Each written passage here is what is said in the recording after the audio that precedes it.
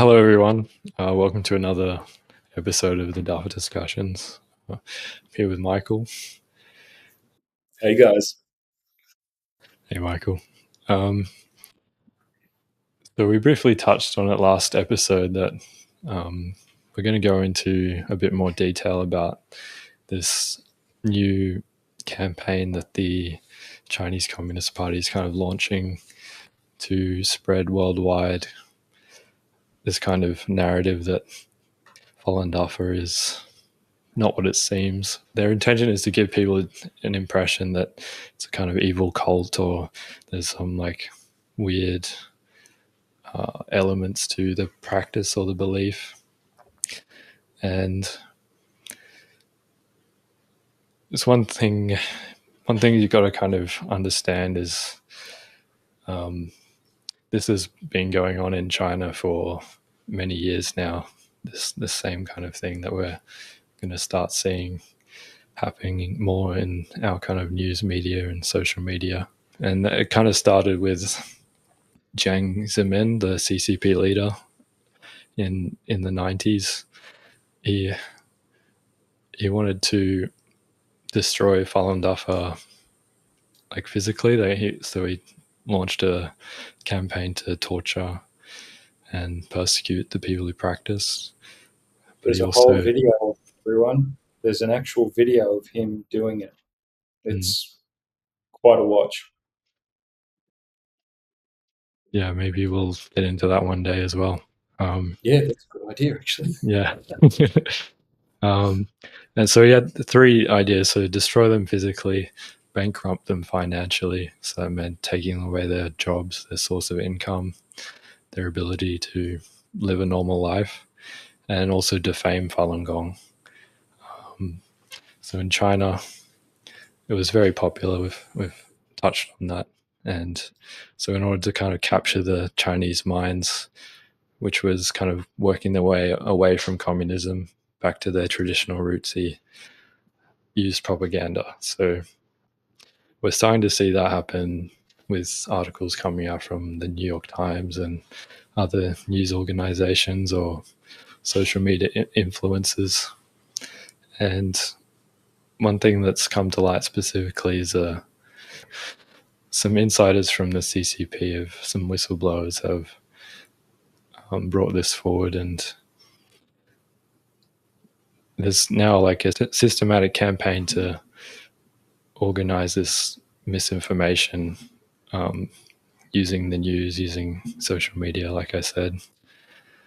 And they've got a lot of influence in our countries in the West, and they've built up this influence over a long period of time. Do you have anything to share about that, Michael? While I get my thoughts together.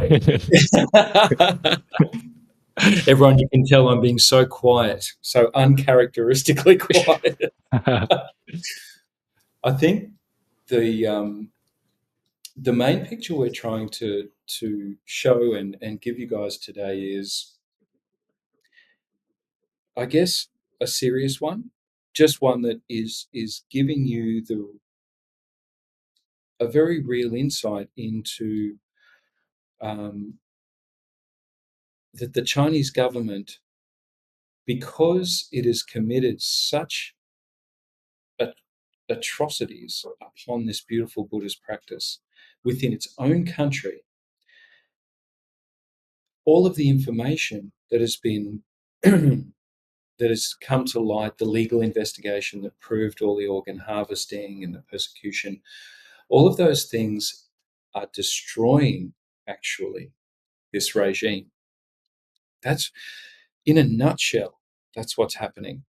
But I don't know how many of you watching, especially those of you who might be Asian, of Asian descent, you'll know that any of the countries through Asia that have been touched by communism have been, well, put into a relative state of hell and killing and destruction. And so the Chinese government being this way, they really are just they're a force of their own and not a good force. So what Louis and I are you know sort of letting you know about is how serious the Chinese government is about trying to destroy. I mean, it's an impossible task because there's well beyond 100 million people around the world practicing already. Some of you watching us, you already love Falun Gong. You already know it inside out. You've already had beautiful experiences with it. And but the Chinese government, to actually save itself, almost has to quieten and completely stifle all of us around the world who have watched it literally tear innocent human beings apart because they practice truthfulness, compassion, and tolerance. That's pretty much it. And because that practice got so popular. And just to just while I'm on the subject, Louis and I have had years of well, no, Louis, how many years have you been practicing? Mm, nearly 5 years. There you go. Years. Okay. Yeah. So it is years. I just want to make sure I'm correct. Yeah. Both of us have had years of helping out, trying to get awareness, more awareness out to help ease the killing that's going on in China, still to this day. Years of research, and actually, because of that, years of being on the inside of a subject, which is fairly rare nowadays because most of us with the big global subjects that we have, we're not really insiders to it. All we do is take in the information that we get from news sources. Well, Louis and I live it. We live it because we are Falun Gong practitioners. It is our spiritual path. It's my wife's, my son's, who's just standing over there trying to be quiet. Um, my in-laws, like this, we're inside this big thing. So a personal account of mine, just quickly, we're about to show you the beginning of a fantastic program that we really hope you'll watch. That's about one of the main subjects is about the new campaign that the president of China has just recently launched to literally ramp up through the roof the best they can, undermining Falun Gong in the other countries. Now, whenever one of the high ranking cadres or Politburo officials from the Chinese government comes to Australia, you can just imagine all of us go to Canberra and naturally we stand there, let people see what Falun Gong is. We'll do the beautiful Qigong exercises of Falun Gong. And we'll also hold up banners. Like I said on last episode, we've all made lots of beautiful banners that help everyone to see that the persecution is real. It's not just a myth, definitely not. It's every single thing that's been brought out about it.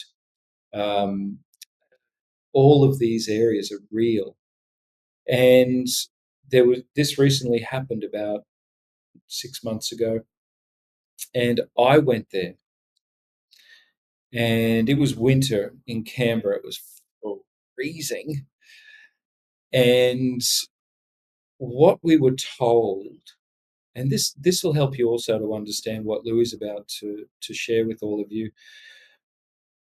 Louis and I, and practitioners of Falun Dafa, we are connected to all of the other practitioners of Falun Dafa in various ways, naturally, because we're all trying to help stop this organ harvesting genocide and the CCP from continuing its persecution, its brutal persecution of Falun Gong.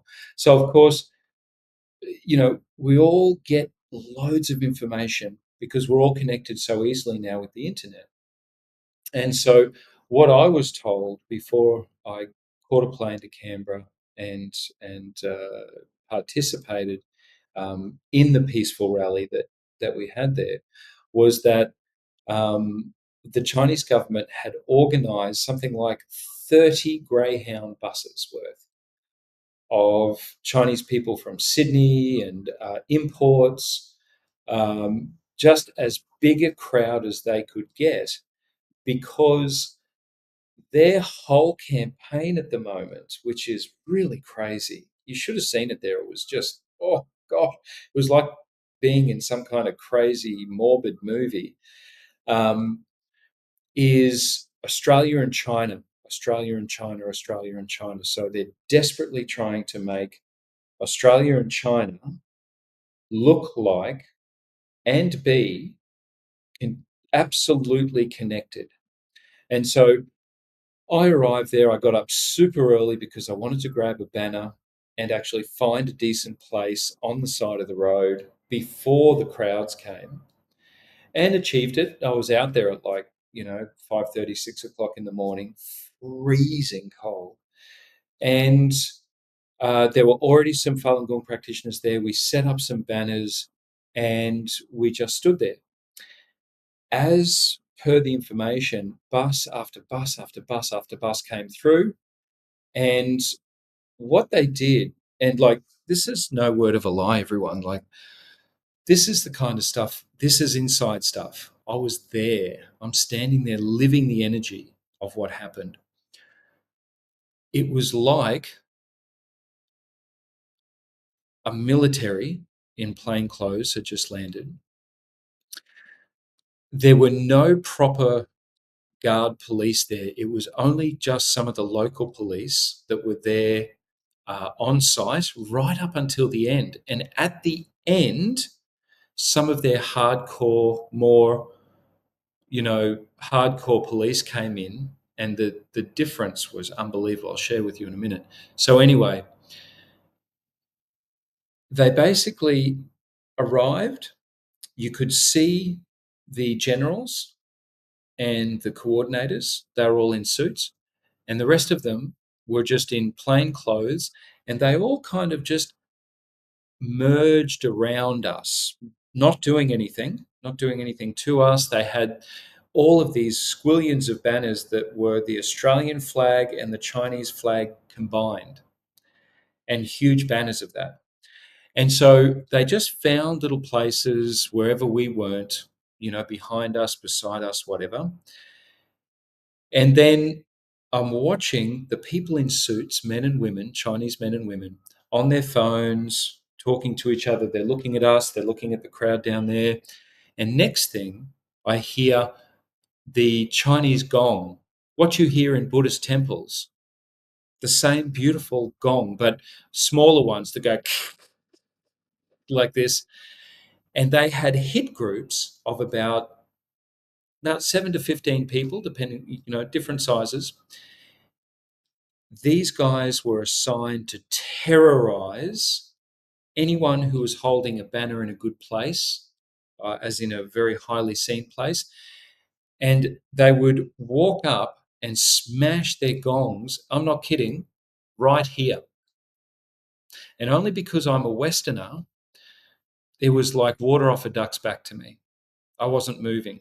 And they were standing there smashing them in my face and carrying on. And the police, there was so many of these groups that there was only like 4 to 6 police for the whole thing. Or that's what it seemed like, because we hardly saw them. And the Chinese practitioners that were there, who are meek and mild, gorgeous people, were highly affected by it. And they would stand back, but the CCP Chinese people were threatening them. They were pretending like they were going to punch them. I was watching the whole thing, even to the point where the next day, the next morning, we were in a different position, and I was on a banner. At the other end was a beautiful Chinese man who was a practitioner of Falun Gong, and the CCP Chinese people basically 4 of them surrounded him and were just yelling into his face. He was the Falun Gong practitioner man was just like, didn't know what to do, was getting more and more aggressive. And all I did was yell out, "Hey!" And they looked at me, and all I did was talking 100%. No way. That's all I did. I did that, and they backed right off because I'm a Westerner. They've been told, don't hurt any Westerners directly, because they know how much trouble they'll get into because they're in everyone's face. Everyone can see them. But when it comes to Chinese people, even though they're Australian citizens, they don't care. They were brutalizing everyone. So right at the very end of the first day, all of a sudden, and one of the policemen was punched straight in the face. I didn't see it, but he was straight across the road from us, and he came back to me actually because him and I were chatting earlier on, and he told me, "Look at that! He got smashed straight in the face because the CCP Chinese were trying to brutalize the Falun Gong Chinese." And he started to get into it, and boom, he got a hit. So this is just how full on it is. And on top of that, and I hate to say this, but these these CCP Chinese people that were sent to us, honestly, when I looked in their eyes, they looked like robots. They looked like they were in remote control. They were just like, I don't know how to describe it. But when we hear about what kind of brainwashing even the children when they first go to school get from the CCP's teaching, which the CCP in China run everything, absolutely everything, everything, I could see it right in front of my face. And all I felt was, I felt so sorry for these people. How could, How could you be faced, even in your own country, with such gentle, beautiful people like Falun Gong practitioners and be just spend years destroying, kicking them, killing them, torturing them? And that's all I saw in these CCP Chinese that were at Canberra. They are, oh my gosh, they're in remote control. I have nothing against anyone, but I know what I see. I know what I see. So that's just a sharing with you another experience of just how full on the CCP is with their terrible campaign. I'll just hand you back to Louis and we'll get into this video because I could talk about it for ages. It was quite a harrowing experience. Anyway, sorry, Louis. Yeah, thanks for sharing that, Michael. Yeah, I wasn't there that year, but yeah, I've heard similar things from practitioners petitioning in front of the Chinese embassy in Canberra as well. But we'll get into this video. It's an interview from American Thought Leaders, which is a Epoch Times show, and they're interviewing Erping Cheng. So we'll just play this video for you. According to leaked information from several CCP insiders, the Chinese regime is stepping up its efforts to destroy a religious group in America. Department of Justice has recently sentenced 2 Chinese agents who tried to bribe IRS, and the DOJ also recently indicted a former Verizon employee who spies for China on Falun Gong practitioners. Insiders say that General Secretary Xi Jinping himself issued a new strategy to target the group overseas. They are using disinformation campaign, using violence threats, bomb threats, shooting threats, and they are using lawfare. They are trying to weaponize our judicial system to persecute individual American citizens and community. Today, I'm sitting down with Erping Zhang, who's the president of the International Falun Dafa Association. Who is New York Times helping with mount 9 articles against persecuted religious community? What is going on behind all this? This is American Thought Leaders, and I'm Jan Jekielek. There you go. I definitely recommend watching that whole interview. Oping really has a very good understanding of this situation that's currently unfolding.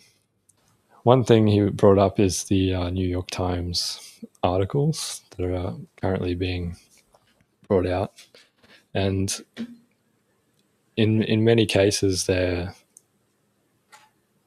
mirroring the kind of propaganda that came out during the beginning stages of, and well, not just the beginning, but even to this day in China, where they take certain aspects of, whether it be the way Falun Gong practitioners run companies or organize themselves in different ways, or they try and twist that information to make it seem like it's nefarious in some way, or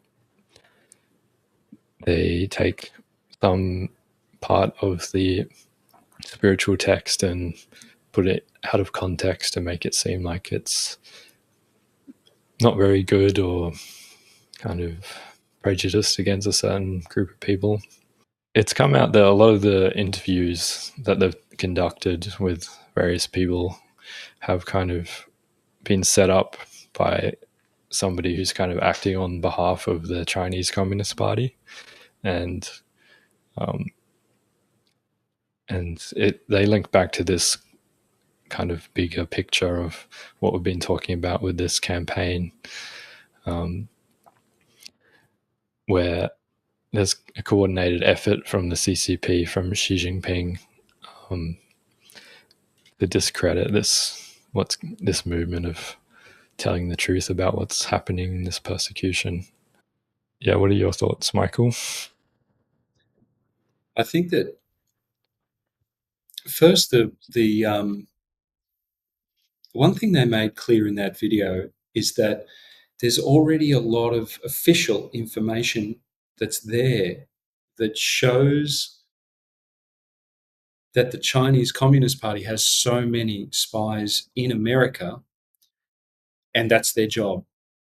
Undermine Falun Gong, undermine Falun Gong. That's their whole job already. It's already there. Like they were showing the articles. And again, this is actually really good, because remember in the beginning, guys, I said to you, when you see something that's professionally made, like a video, like a news video or something, you can sort of go, is that even real? You know, like you feel like it's just someone in an editing suite and they're pulling in a document and they highlight this and then they shoot over to a picture of Xi Jinping and then they do this bit and it looks so swish. And nowadays, I look at it and go, you know, we as a human race now have spent so long being maneuvered by this kind of this kind of effort with disinformation, with bad information or wrong information, or just straight up lies. And so what we've just watched is that it's a professional rundown, it's a professional show, it's from the Epoch Times, a professional news media. But the difference is, Louis and I, again, are just two blokes who are here to tell you that we're personally connected to all of this, and we can tell you that everything they're saying on that show is real. So, getting back to the point, they're already showing that the internal government uh, agencies are already picking out and finding and getting rid of or jailing CCP spies. They've been doing it for a long time. The difference is these CCP spies now are totally focused on Falun Gong. They're totally focused on us. And so with just what we saw in the video, you've got Erping. Erping's his name. He's just another Chinese man sitting there in a suit, just like the guy who's the host of American Thought Leaders. I've met the guy. He lives in New York. He has a lovely wife and I think one or two children, and they have been working their butts off for years in Epoch Times to even stabilize the company amongst all of what the Chinese government has been doing to try to destroy it. Imagine that. Imagine. Like, this is like, what's that old story? Something in Goliath from the Bible. It's like this little, it seems like this little, David, that's right, David and Goliath. You've got this little Falun Gong, not so little. I mean, 100 million people globally is definitely not small. But then you've got this massive Chinese government that's we've made intensely wealthy with trade, and they're also terrifyingly aggressive with what they do and all the rest of it. So, these are real people. Louis and I connected to all of this, and so are so many other Australian citizens around Australia who practice Falun Gong. And so what we're looking at is they've already been doing it for years.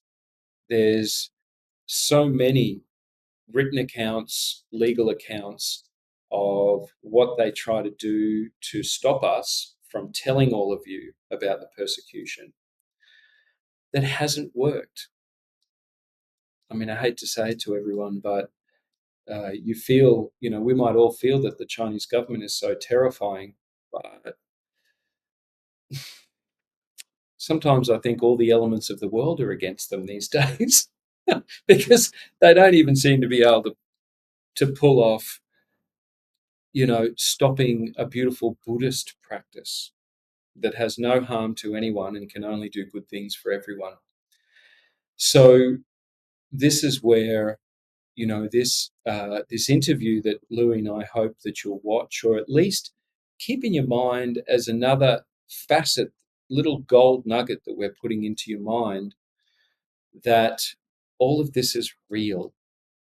Everything is real. And the latest part of all of this, and the part that we really want you to understand for the near future, and that's starting right now, is that even though the Chinese government has been doing so much terrible stuff to Falun Gong all around the world, it's about to ramp it up. It's about to ramp it up. And again, the words that I've gotten, and Louis gotten as well, is that it could mirror what went on in China. Now, if all of you were inside my mind at the moment, rifling through that file of facts of videos and information, you'd be worried. You'd be worried because there's not much that the Chinese government won't do to harm what it wants to harm. And what it wants to harm is just so many things. It's ridiculous. So, Louis and I, as I said, will be putting it up in that area on our Ganjing world. What's it called again, Louis? The collections on the Ganjing World, yeah. The collections. God, Yeah. I can't get that word in my head. Collections. In the collections, we will be putting more and more information. Now, if you're anything like me, and you can probably tell by now I'm a pretty plain, straight up person,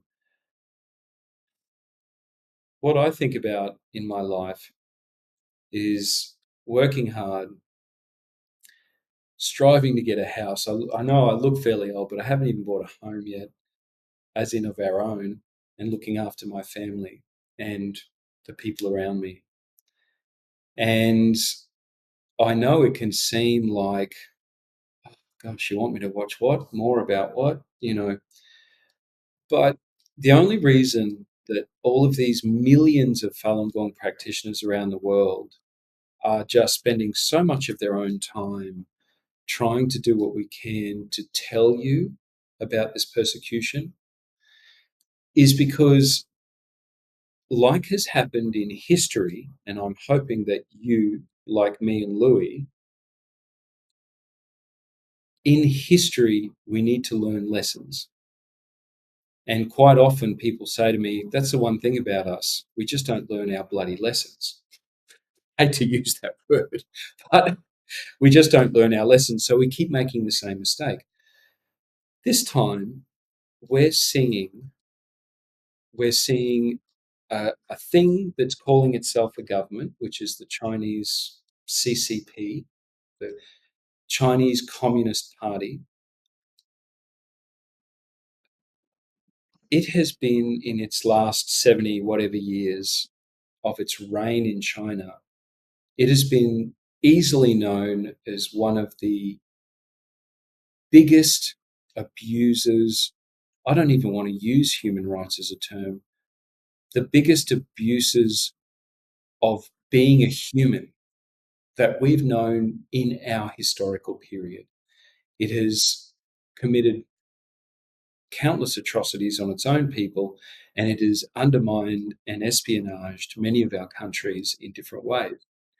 So this thing is not just any entity. It's not like some kind of nutcase murderer that's out there that our police finally catch and we all breathe a sigh of relief. This is an organized, corrupting mass element. The CCP, really. I mean, I know there's beautiful Chinese people out there who actually believe in it, and not just the ones in China, but also around the world. They're beautiful people. You can't take that away from them. But because we're not actually in China, brought up by the CCP's schooling, and we are free. We are free people, and we have freedom to information.